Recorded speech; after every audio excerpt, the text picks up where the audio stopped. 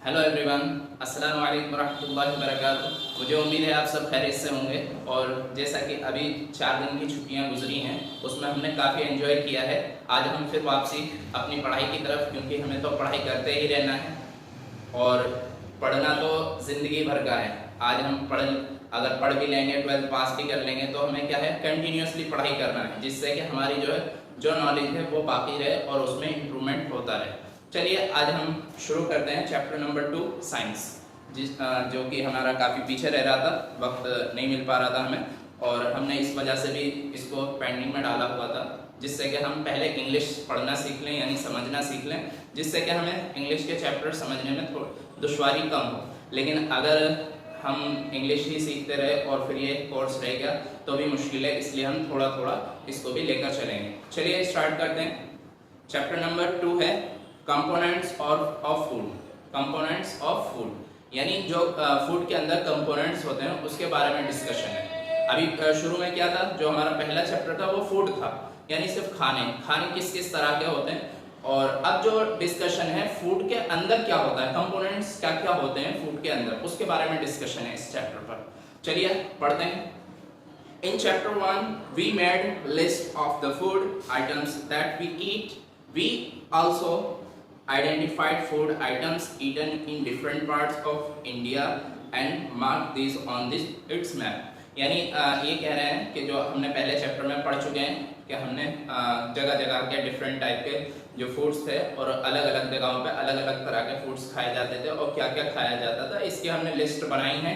और उसके बारे में a meal could consist of chapati, dal and brinjal curry. ये कहते हैं कि टाइप बता रहे हैं, यानी एक तरह की हमारी थाली किस तरह की हो सकती है कि उसमें चपाती हो, ब्रिंजल करी हो और आपका दाल हो, इस तरह से एक थाली हो सकती है। और फिर दूसरी थाली के बारे में बोल रहे हैं another may be rice, sambar and vegetable. और कहते हैं किसी और थाली में ऐसा हो सकता है सांबर हो और चावल हो और आपकी वेजिटेबल हो। इस तरह से दो तीन टाइप की इन्होंने थाली का जिक्र किया है। उसके आगे फिर कहते हैं yet another meal could be appam, fish curry and vegetables, यानी ये साउथ इंडिया का खाने के बारे में बात कर रहे हैं। तो इस तरह से अलग अलग वैरायटी की हमारे पास क्या हो सकती है, थाली हो सकती है, जिसमें तरह तरह के आइटम्स हो सकते हैं खाने के लिए। आगे एक्टिविटी नंबर 1 है। एक्टिविटी नंबर 1 2.1 ये आपने हॉलीडे होमवर्क में भी की थी, लेकिन ये आपने चैप्टर भी पढ़ चुके हैं, फिर भी हम दोबारा डिस्कस करेंगे। Our meals usually have at least one item made of some kind of grains. Grains कहते हैं अनाज जो होते हैं, उनको grains बोलते हैं। कुछ मुश्किल वर्ड्स आएंगे तो मैं बताता चलूँगा। Our meals usually have at least one item made of some kind of grains.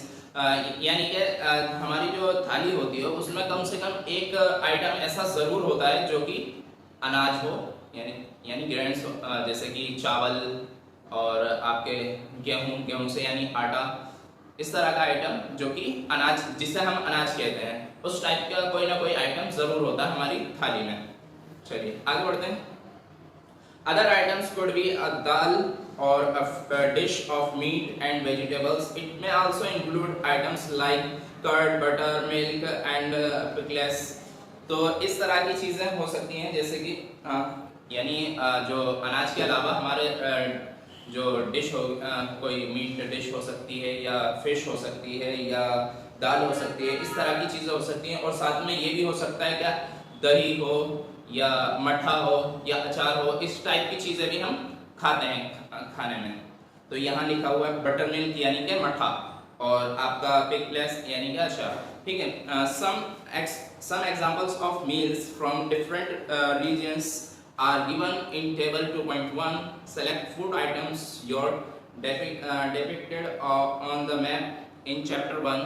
Add some more meals to his list and enter these in table 2.1. अब हमें क्या करना है, जो हमारी लिस्ट बनी हुई थी, जो हमने पीछे बनाई थी, यानी जगह जगह के अलग अलग खाने, तो उसी लिस्ट के अकॉर्डिंग हमें क्या करना है, इस 2.1 की टेबल को और यानी कंप्लीट करना उसकी मदद से। उसकी मदद से कैसे करेंगे, यहाँ पे रीजन लिखा हुआ है, यानी जगह का नाम, स्टेट पंजाब है, आंध्र प्रदेश है, इस तरह के आपको और नाम लिखने हैं जो आपने लिस्ट बनाई थी उसके अकॉर्डिंग। और आइटम ऑफ ग्रेन्स, उसमें ग्रेन क्या है, यानी मान लीजिए फॉर एग्जांपल हम रोटी खा रहे हैं तो उसमें क्या है, गेहूं, गेहूं क्या है, ग्रेन है। या चावल की बिरयानी खा रहे हैं, बिरयानी में ग्रेन क्या है, ग्रेन हमारे राइस है। मीट भी है बट ग्रेन क्या है, राइस है। तो इस तरह से हमें ग्रेन तलाश करना है और फिर उसको लिखना है। आइटम ऑफ दाल या मीट, यानी जो जो चीजें जहाँ जहाँ खाई जाती हैं उसके अकॉर्डिंग उसमें क्या क्या चीज होती है, यानी थाली में हमारे पास क्या क्या रहता है। यानी जिस वक्त हम खाना देखते हैं, अब एक चीज तो हम खाते नहीं, ये भी खाना, वो भी खाना और वो भी खाना, 3-4 चीजें हम इकट्ठे खा लेते हैं। अचार भी खाते हैं, दही भी खाते हैं, और इस तरह से एक वक्त में हम बहुत सारी चीजों का इस्तेमाल करते हैं। तो हमने देखा पंजाब में कुछ और चीजें इस्तेमाल कर रहे थे खाने में, और आपका आंध्र प्रदेश में कुछ और चीजें इस्तेमाल कर रहे थे खाने में। तो इस तरह से हमारी ये क्या करनी है, इस टेबल को कंप्लीट करना है। अगर आपने कर ली है तो अच्छी बात है, नहीं की है तो आप इसको ध्यान से करेंगे। चलिए आगे देखते हैं। Sometimes we may not really have all this variety in our meals. कभी कभी क्या होता है, हमारे पास बहुत सारी चीजें होती हैं। If we are travelling we may eat whatever is available on the way. और जब हम ट्रेवल करते हैं, जब हम क्या करते हैं, जो मिल जाता है, जैसा मिल जाता है हम खा लेते हैं। It may not be possible for some of us to eat such a variety of items most of the time. यानी हर वक्त ऐसा नहीं होता कि हमें सारी वेराइटीज मिल पाए जो हम चाहते हैं। There must be some reason for why meals usually consist of such a distribution. Do you think that our body needs different kind of food for some special purpose? क्या आप जानते हैं कि हमारी बॉडी को क्या सम ऑफ काइंड यानी अलग अलग तरह के जो फूड्स की जरूरत होती है, किस लिए, स्पेशल पर्पस कि कौन सी वजह है, खास वजह क्या है जिसकी वजह से हमारी बॉडी को अलग अलग तरह की यानी खानों की जरूरत होती है। चलिए अब ये अगला 2.1, what do different food items contain. आखिर क्या होता है जो डिफरेंट आइटम्स के फूड्स में, ऐसा क्या होता है जो कि हम खाते हैं, उनके अंदर क्या होता है, व्हाट कंटेंट। ठीक है, चलिए we know that each dish is usually made up of one or more ingredients which we get from plants or animal. These ingredients contain some components that are needed by our body. कह रहे हैं कि हमें यहाँ जो है बहुत सारे ingredients contents of components that are needed by our body, यानी हमारे जो बॉडी है उसको बहुत सारी चीज़ें यानी बहुत सारे ingredients यानी सामग्री हमें चाहिए होती है। We get from plants और animals, जो हम plants से और animals से हासिल करते हैं। और आगे कहते हैं these components are called nutrients। अब ये जो न्यूट्रिएंट्स वर्ड है यानी कह सकते हैं जो हमारे लिए बेहतर होते हैं। हिंदी में अगर कहें तो वर्ड मिल सकता है आपको पोषक चीज़ें, यानी जो हमारे सेहत को बेहतर बनाती हैं। न्यूट्रिएंट्स जो होते हैं हमारी सेहत को बेहतर बनाने का काम करते हैं। These components are called nutrients। ठीक है, तो इन वर्ड्स इन चीज़ों को हम क्या कहते हैं, न्यूट्रिएंट्स कहते हैं। The major nutrients in our food are named। अब क्या क्या इनके नाम होते हैं, जो न्यूट्रिएंट्स होते हैं इनके नाम बताए जा रहे हैं आगे, क्या क्या नाम हो सकते हैं। आगे है major nutrients in our food are named carbohydrates, proteins, fats, vitamins and minerals. In addition यानी इसके अलावा, इन चीज़ों के अलावा food contains dietary fibers and water which are also needed by our body। यानी डाइटरी फाइबर्स की ज़रूरत होती है और वाटर की भी ज़रूरत होती है, इन चीज़ों की भी ज़रूरत होती है। यानी ये क्या नाम है, न्यूट्रिएंट्स नहीं बट इनकी भी ज़रूरत होती है। न्यूट्रिएंट्स क्या क्या बताए थे अभी, carbohydrates, proteins, fats, vitamins and minerals, ये आपके क्या हैं, न्यूट्रिएंट्स हैं। Do all foods contain all these nutrients? क्या सभी खानों में सारे न्यूट्रिएंट्स होते हैं या नहीं होते हैं, इसके बारे में अब आगे क्या, With some example methods, we can test whether cooked food or raw ingredients contain one or more of these nutrients. यानी अब हम कुछ तरीकों से इसके बारे में पता लगाएंगे कि किसमें न्यूट्रिएंट्स हैं या नहीं हैं और कौन से हैं। इस तरह से कुछ अब जो है टेस्ट हैं, ये टेस्ट हम तब करेंगे जब स्कूल्स खुलेंगे।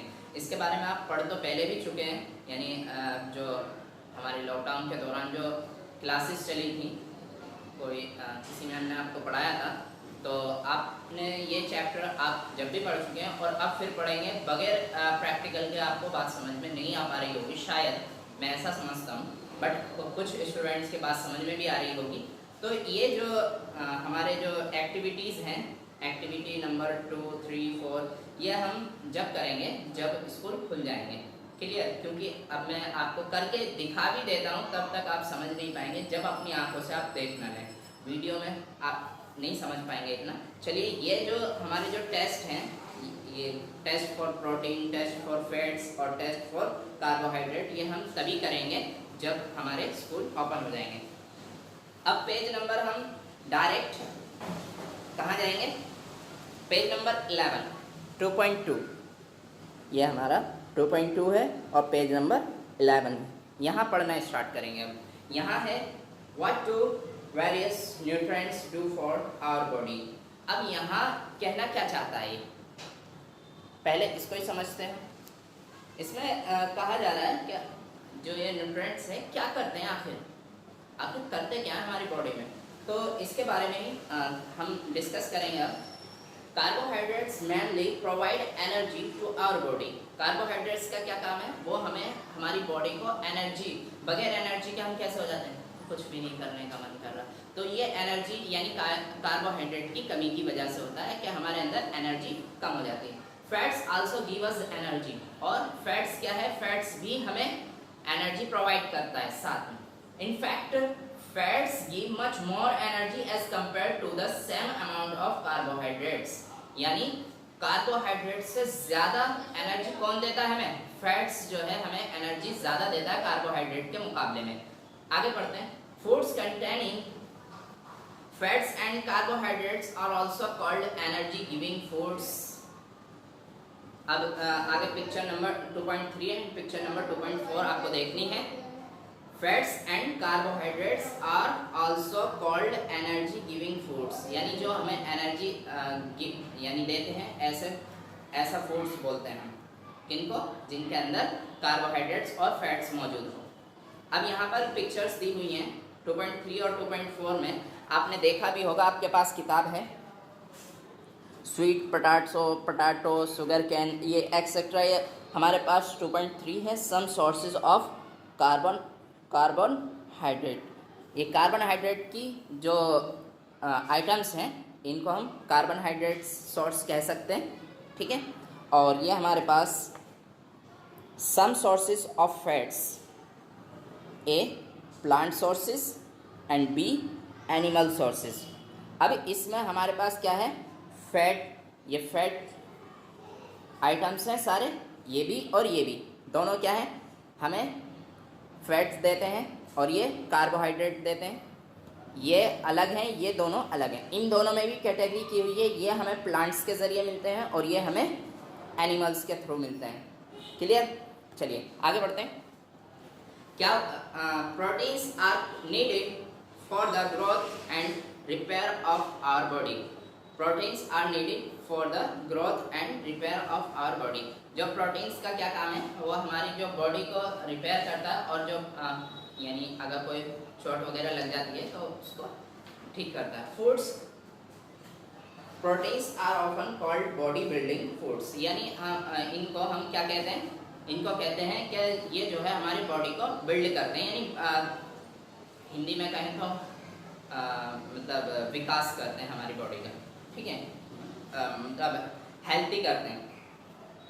Vitamins help in protecting our body against diseases. Vitamins also help in keeping our eyes, bones, teeth and germs healthy. Vitamins क्या किस तरह मदद करते हैं हमारी? विटामिन्स जो है हमें बीमारियों से लड़ने में ताकत देते हैं, ठीक है, diseases. And vitamins also help in keeping our eyes, bones, teeth and germs healthy. ये हमें जो है हमारी आँखों को, हमारी हड्डियों को और हमारे दांतों को और हमारे मसूड़ों को, इन सभी चीज़ों को क्या करते हैं, मजबूत बनाए रखते हैं और हेल्थी बनाए रखते हैं।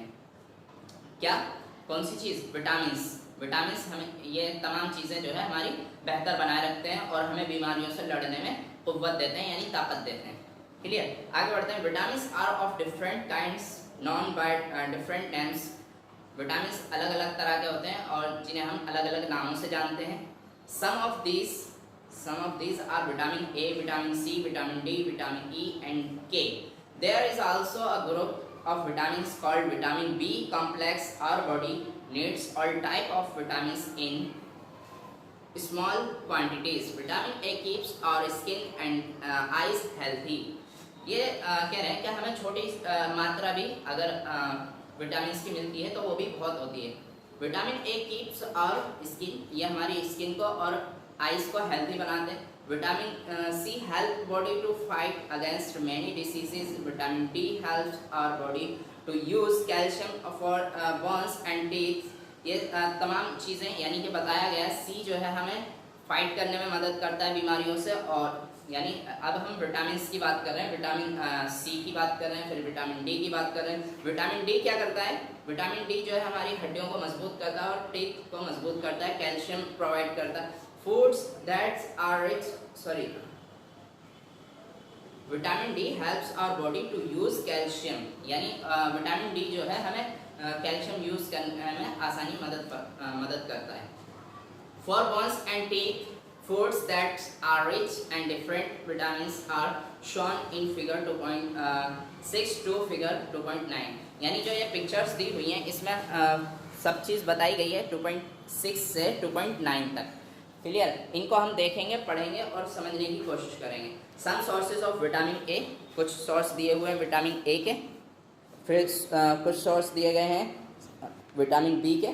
ये सब क्या है? विटामिन बी, ये सब विटामिन ए, और ये सब चीज़ें हमारी विटामिन सी, और ये विटामिन डी, सब चीज़ें। अब इसके आगे एक पिक्चर बनी हुई है, ये अगले पेज पर आप देख रहे हैं, ये पिक्चर है, इसमें कुछ समझाया गया। हम पढ़ते हैं इसमें क्या लिखा है। इसमें लिखा है, our body also prepares vitamin D in the presence of sunlight. Nowadays insufficient exposure to sunlight is costing vitamin D deficiency in many people. अब इसमें ये कहा गया है, our body also prepares vitamin D. हमारी बॉडी जो है vitamin D खुद बना सकती है। D in the presence of sunlight, sunlight की मौजूदगी में हम क्या करते हैं, हमारी बॉडी ऑटोमेटिक विटामिन डी बना लेती है। नाउ डेज इनसफिशिएंट, अभी के दिनों में क्या है, जब गर्मियाँ पड़ रही हैं, ये चैप्टर हम लेट से पढ़ रहे हैं, ये चैप्टर हमें आई थिंक अप्रैल में पढ़ लेना था, बट हम देर से पढ़ रहे हैं, कोई दिक्कत नहीं।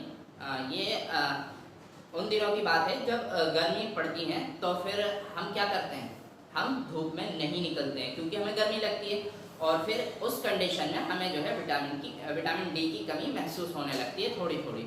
इतनी नहीं होती क्योंकि हम हेल्थी पहले से विटामिन डी की चीज़ें खा लिया करते हैं, तो इतनी महसूस नहीं होती। लेकिन हम सर्दियों में क्या करते हैं, हम धूप में बैठते हैं, जिससे कि हमें विटामिन डी मिलता रहे। चलिए आगे बढ़ते हैं। For proper growth of body and to maintain good health, some source of different minerals are shown in figure 2.10। ये 2.10 दी हुई है, इसमें proper growth of body and to maintain good health, इसमें दिया गया है क्या, maintain good health। Good health maintain करने के लिए कुछ मटेरियल्स दिए गए हैं, उनके बारे में डिस्कस किया जाएगा। आगे बढ़ते हैं। Most food items usually have more than one nutrient. ज़्यादातर चीज़ों में जो आइटम्स होते हैं उसमें क्या है, usually have more than one nutrients, यानी एक से ज़्यादा न्यूट्रिएंट्स पाए जाते हैं। You may have noticed this while recording your observation in table 2.2। however in a given raw material, ये इसमें कहा गया है, जब हमने 2.2 टेबल जो बनाई थी उसमें हमने क्या देखा था, usually have more than one nutrient। you may have notice, यानी आप नोटिस कर चुके हैं पहले कि जब आप लिस्ट बना रहे थे तो आप देख रहे थे किसी किसी में एक से ज़्यादा न्यूट्रिएंट पाए जा रहे हैं। आगे कहा है however in a given raw material one particular nutrient may be present in much larger quantity than in others. For example, rice has more carbohydrate than other nutrients. Thus, अब क्या कहा है इसने, किताब में कहा गया है rice has more carbohydrate than other nutrients, यानी राइस में क्या है दूसरे चीज़ों के मुकाबले कार्बोहाइड्रेट ज़्यादा है। इसलिए 10, अब देखिए 10 हम दो वर्ड यूज़ करते हैं इसलिए के लिए, हम दैट्स वाई का यूज़ भी करते हैं और 10 का यूज़ भी करते हैं इसलिए के लिए। चलिए 10 बी से that rice is a carbohydrate rich source of food. Carbohydrate rich, इसको हम कार्बोहाइड्रेट रिच कह सकते हैं, किसको, राइस को।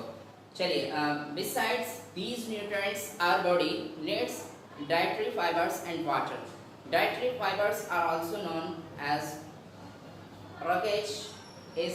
Rougage is mainly provided by plant products in our foods.